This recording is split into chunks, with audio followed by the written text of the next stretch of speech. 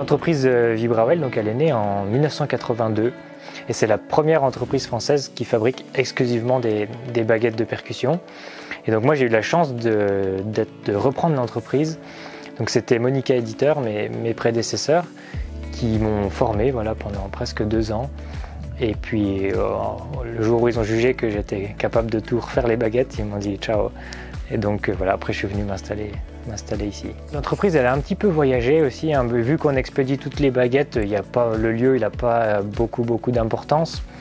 Mais donc elle est plutôt née dans le nord de la France, mais le plus gros ça a été donc dans les Vosges en Lorraine. Et puis maintenant elle est savoyarde, voilà, dans le Beaufortin.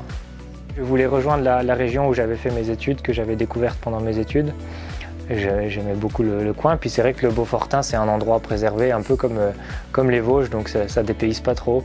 Voilà l'arbre à baguettes, donc il y a 800 trous, mais ce qui permet de ranger toutes les baguettes dans l'ordre et par instrument. Donc là-haut, tout le premier étage c'est le xylophone, après ici c'est le vibraphone et le marimba, et en dessous on a les timbales et la grosse caisse. Et en tournant dans ce sens, chaque couleur c'est une dureté différente. Donc on va avoir chaque modèle qui est représenté par une paire de baguettes.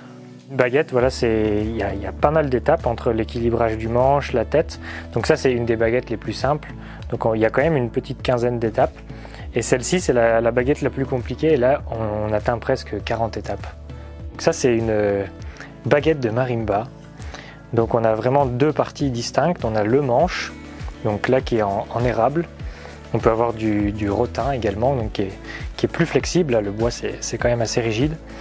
Et puis du bambou, voilà. Et on a l'autre partie, donc la partie essentielle, c'est la tête. Donc à l'intérieur il y a un noyau et puis c'est tout enveloppé de laine qui est ensuite cousu, donc tout à la main, ça prend un peu de temps.